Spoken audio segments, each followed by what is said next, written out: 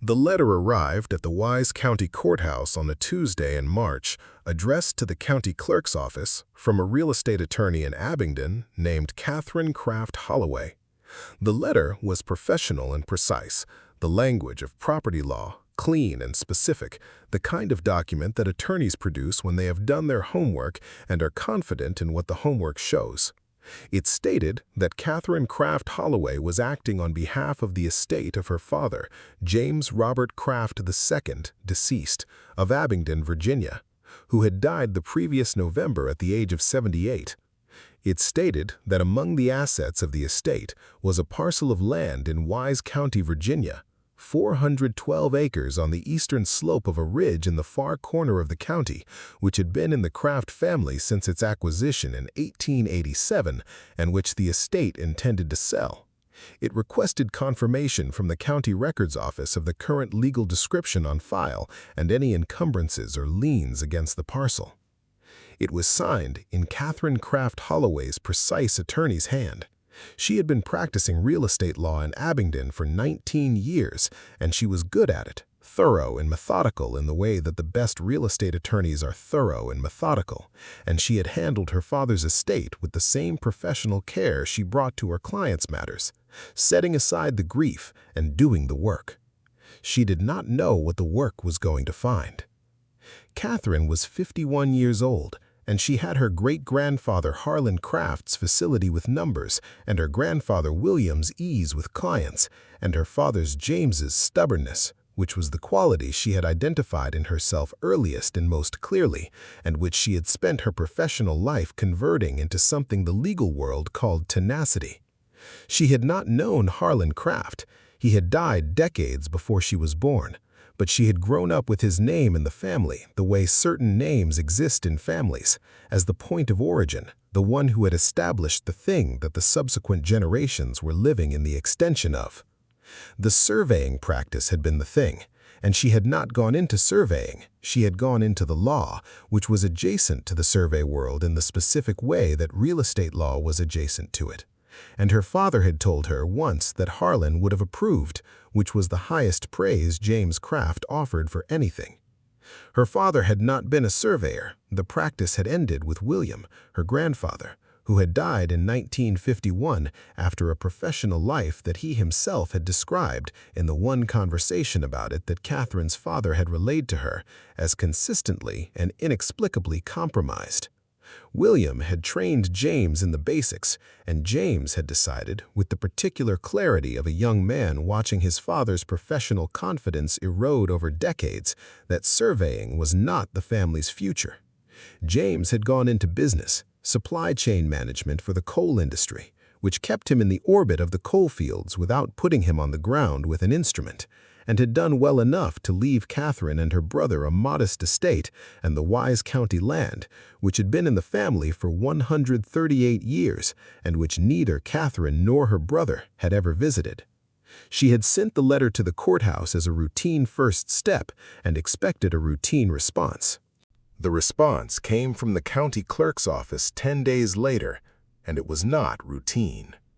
It was a letter from the clerk, a woman named Sandra Yates, which stated that the county records showed a legal complication with the parcel in question that required clarification before any sale could proceed. It stated that the complication involved a boundary dispute of long standing recorded in the county records in 1888, which had been adjudicated in favor of the current deed holder, the Craft family, but which had left a notation in the property record flagging the parcel for additional review in the event of any future transfer. It provided a case number and suggested that Catherine contact the Wise County Circuit Court clerk for the full record of the 1888 proceeding. Catherine pulled the 1888 proceeding. It took her 2 days to get the full file from the circuit court, some of it digitized, some of it still in the original paper record, the handwriting of the 1888 court clerk dense and occasionally illegible. She read through it with the attention she brought to old property records, which was considerable, because old property records were where the bodies were buried in real estate law, both figuratively and sometimes less figuratively than that. The 1888 proceeding was the Branham family's contest of Harlan Craft survey. She read it twice. The Branhams had engaged a local attorney, a man named Poston, whose practice had been in Wise County, and had argued that the boundary markers used in Craft's survey did not correspond to the markers established by the family's original land grant. The Craft survey had prevailed on the grounds that the markers Poston produced as evidence of the original grant were not of sufficient provenance to overcome the technical precision of Craft's field notes and legal description. Catherine read the technical language of the 1888 decision, and she read it with the eye of a real estate attorney who had spent 19 years reading the technical language of property disputes, and something in her, the tenacity that was her most identified professional quality, went very still. She called her brother.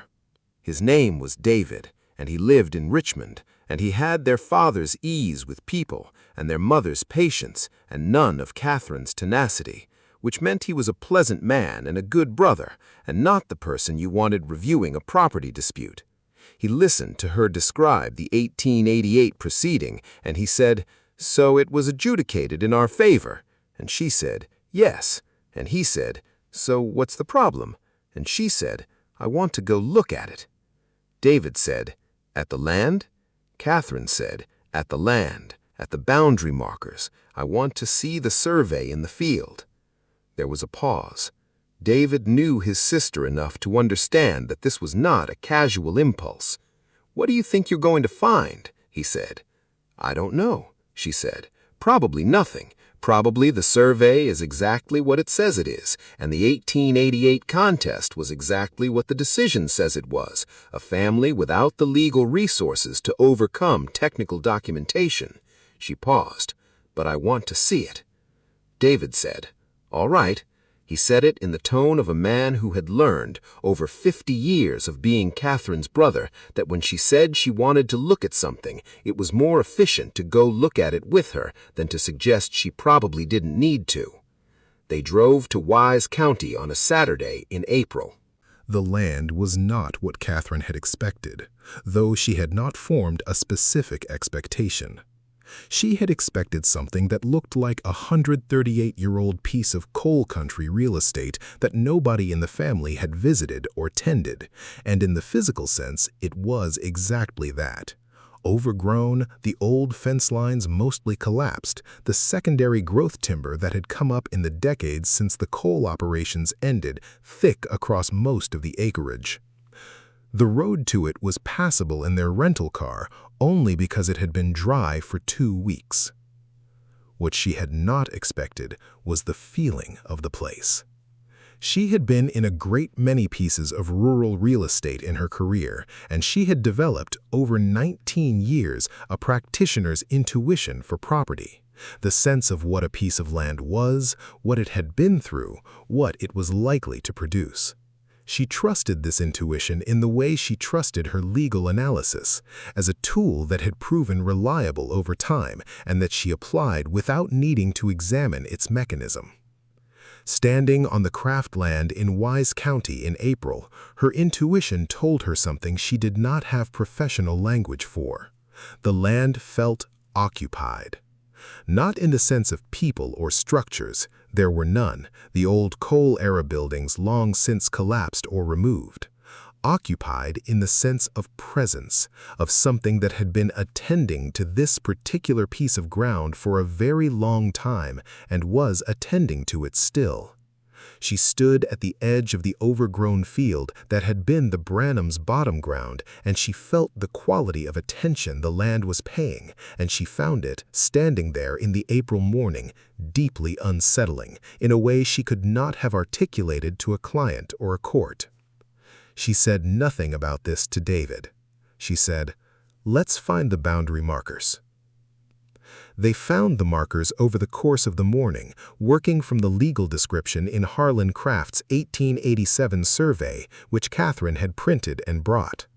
She had a compass and a measuring wheel and the methodical habits of someone who had spent 20 decades working with old property descriptions in the field. David followed her and held the other end of the tape measure and asked questions she answered in the patient shorthand of a professional explaining to a non-professional. The markers they found corresponded to the 1887 survey. This was not surprising. The markers Harlan Craft had used were the markers Harlan Craft had placed, and they were where he had placed them, and the legal description he had written described the land between those markers accurately. The document was, as it had always been, technically immaculate. What Catherine was looking for was not in the document. It was on the ground, in the specific way that certain things were on the ground if you knew how to look for them. She had learned over years of working with old property records and contested boundaries that the ground sometimes held its own record. Older markers, the ghost of former fence lines, the subtle evidence of where boundaries had been before they were changed. She found it at the lower boundary, the one that ran along the edge of what had been the Branham bottom ground.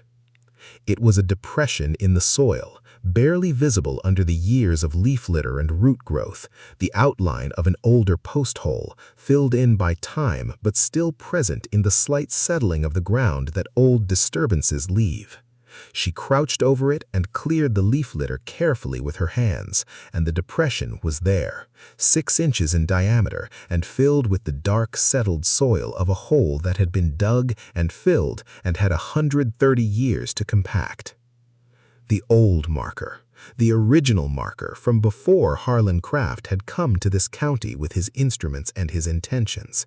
The marker that the Branham family's attorney had tried to introduce in the 1888 proceeding and that the court had dismissed as insufficiently provenance. She looked at the depression in the ground, and then she looked at the position of Harlan Craft's marker. 15 feet away. 15 feet. At this boundary, the false line was 15 feet from the true one. 15 feet that had, multiplied across the full length of the lower boundary, transferred 206 acres of Branham land to the Craft family's deed. She sat back on her heels in the April leaf litter, and she looked at the 2 points, the old marker hole and the Craft marker, and she understood with the clear, cold certainty of a real estate attorney who had just found what she had been looking for, what her great-grandfather had done. She sat with it for a long time. David stood a few feet away and watched her and did not speak because he knew his sister's silences, and this one required space. She drove back to the motel in Wise that evening, and she sat at the small desk in the room, and she opened her laptop, and she looked at the property record, and the 1888 proceeding, and the Craft family deed, and she thought about what she was going to do. She was a real estate attorney. She understood property law in Virginia with the precision of someone who had practiced it for 19 years.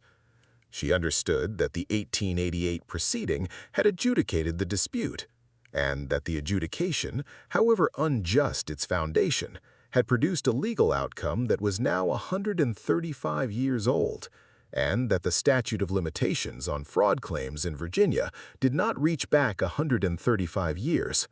And that the Craft family's title to the land was, in current legal terms, sound. She understood all of this. She also understood that the survey was fraudulent, that her great-grandfather had deliberately relocated boundary markers to steal 206 acres from a family named Branham, that the court that had dismissed the Branhams' 1888 contest had done so because the Branhams lacked the resources to present their case effectively, and not because the Craft survey was true, and that the land she was preparing to sell on behalf of her father's estate was not, in any moral sense, hers to sell.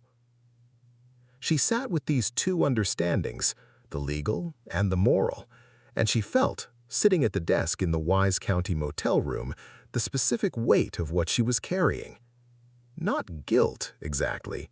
She had not done the wrong, had not known about the wrong, had come to the land in good faith to execute her father's estate, but knowledge changed the weight of things, and she now had knowledge, and the knowledge was changing the weight of everything connected to it. Her phone buzzed. David from the room next door. Dinner? She put the phone down and looked at the laptop screen, and the property record, and the 1888 proceeding, and her great-grandfather's name on the survey document. Harlan Craft, licensed surveyor, Abingdon, Virginia, August 1887. She thought about what Ada Branham had said to him on the ridge the night before he began. She did not know Ada Branham's name or what Ada Branham had said. The family oral history that had preserved that conversation had not been preserved in any form accessible to her. But she felt, sitting in the motel room with the property record on her screen, the quality of something that had been waiting for this moment for a very long time. Not threatening, not malicious, simply present and patient and here. The way land was present, the way land waited. She picked up her phone. She did not text David back. She opened her contacts and she scrolled to the county clerk's office number she had saved from the correspondence. And then she stopped, because the county clerk's office was closed on a Saturday evening. And she sat with the phone in her hand and thought about what she was going to say when she called on Monday. She did not sell the land. This decision took her 3 weeks to make, and she made it alone, not telling David until it was made, because David would have said, reasonably, legally, correctly, that she had no obligation to do what she was considering, that the statute of limitations had long since passed, that the estate was entitled to the proceeds of the sale, that their father had not known and their grandfather had not known, and the wrong was 5 generations back, and the law had adjudicated it, and that was the end of it. All of which was true, and none of which changed what she had found on the ground in April, where the quality of the land's attention as she had stood in the bottom field, where the weight of the knowledge she was now carrying. She retained a wise county attorney, not to contest the title, which was legally uncontestable, but to research the current status of the Branham family descendants. It took the attorney 6 weeks. The Branham line had dispersed, as she had expected. The 3 sons had gone in different directions after Josiah's death, and the descendants were scattered across the region. But the attorney found them. 4 households in 3 states, the great-great-grandchildren and great-great-great-grandchildren of Josiah and Celia Branham, people who in most cases knew the family name and the Wise County connection and the outline of what had happened, but not the specifics. Catherine called each of them. The conversations were difficult in the specific way that conversations are difficult when you are calling to tell someone that a wrong was done to their family 138 years ago and that you are the beneficiary of that wrong, and you are trying to figure out what the right thing to do about this is when the law has nothing useful to say. The Branham descendants were, in their individual ways, surprised and skeptical and moved and practical and occasionally angry. The full range of responses that a century and a third of accumulated wrong and its belated acknowledgement might reasonably produce. She offered the land. Not sold, offered. The Craft estate would transfer the parcel to the Branham descendants at no cost, with all legal fees borne by the estate, as a partial remedy for what Harlan Craft had done in 1887. She was precise with them about the word partial. She understood that it was partial, that nothing she could do in 2025 fully remedied what had been done in 1887, that the 206 acres were what they were now, heavily logged, the coal exhausted, the value a fraction of what the bottom ground had been worth when it grew crops, and that this was itself a consequence of the theft, the land diminished by what had been done to it and done with it. She said all of this to each of them, and she meant it, and she waited for each of them to decide. The transfer was completed in September. All 4 Branham households accepted.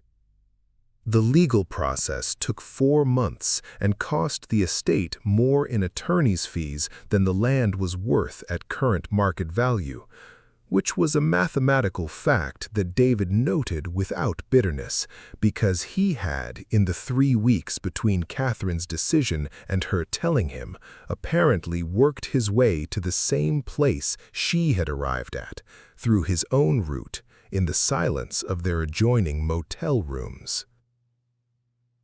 He never told her what had happened to him in those 3 weeks. She never asked.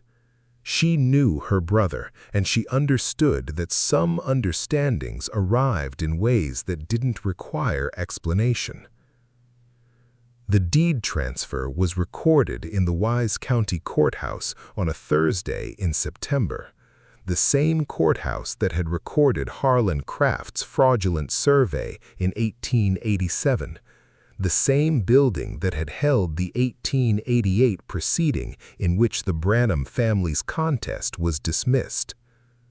The clerk who processed it was Sandra Yates, whose letter had started all of this in March. Sandra Yates looked at the transfer document for a moment after she'd processed it. Then she looked at Catherine. "The Craft land," she said. "Was the Branham land," Catherine said. Sandra nodded slowly. She had the quality of someone who had spent a long time in county records and understood what the records contained and what they meant, and what it meant when someone came to correct them. "It's been a long time," Sandra said. 138 years, Catherine said. Sandra looked at the document. "It doesn't fix everything," she said. "No, it doesn't." Sandra stamped the document and entered it in the record. The transfer was complete. Catherine drove to the land one more time before she left Wise County. She drove the rutted road to the bottom field, the same field she had stood in April, and she parked, and she got out, and she stood in it again. It was September now, and the field was different from April. The vegetation fuller, the light at a different angle, the quality of the afternoon going toward the golden hour that October would deepen into. She stood in the field that was, as of this morning, no longer hers to stand in, and she felt the land. It was different. She could not have said how precisely, in any language that would have held up in a professional context, but the quality that had been there in April, the weight of attention, the presence of something that had been waiting for a very long time, was changed. Not absent, not gone, but changed in character, the way a room changes when something that has been held in tension in it is finally released. The same presence, but no longer waiting. Arrived, perhaps, at something. She stood in the field for a long time. The September light moved across the ridge above her, and the shadows came down the slope in the slow way of autumn shadows, and she thought about Harlan Craft on his bay horse with his good saddle and his surveying kit, riding into this county in the summer of 1887, knowing exactly what he was going to do. She thought about Ada Branham watching him from the farmhouse porch, seeing him for what he was before he had said a word. She thought about the 36 years Ada had spent on this ground, tending a work that she had known, in the way she knew things, would not be completed in her lifetime. She thought about the night Ada had walked up the ridge in the dark and told Harlan Craft what her grandmother had told her. The debt does not die with the thief. The ground waits. It had waited 138 years. Catherine Craft Holloway was not a superstitious woman. She was a real estate attorney with 19 years of practice and a legal mind that dealt in documentation and evidence and the kind of truth that could be recorded in a courthouse. She did not believe in curses in the sense of believing in them the way she believed in statutes and precedents. But she stood in the September field that had been the Branham bottom ground, and she felt the land settle around her, in the specific way that land settles when a long-standing tension resolves, and she thought, it's enough. What she had done was not full remedy, and she knew it was not full remedy, and the Branham descendants knew it, and Sandra Yates knew it, but it was something. It was the compass pointing back to what had been taken, the line returning as Ada Branham had told Harlan Craft a line always returned, and the ground had received it in the way the ground receives what it has been waiting for. She walked back to her car. At the edge of the field, where the overgrown fence line marked the boundary, the true boundary, the one that had existed before Harlan Craft moved the markers, she stopped and looked at the ground. At the base of the old fence post, barely visible in the September grass, something caught the light. She crouched and cleared the grass with her hand. A seed, or the husk of one, old and dry, pressed into the soil at the base of the post, the kind of small, careful, intentional thing that someone might have placed there and that the ground had held for a very long time. She left it where it was. She straightened up and walked back to her car and drove out of Wise County toward Abingdon, where her great-grandfather lived and worked and died without thinking about what he had left behind him. She thought about it for him. She thought about it all the way home.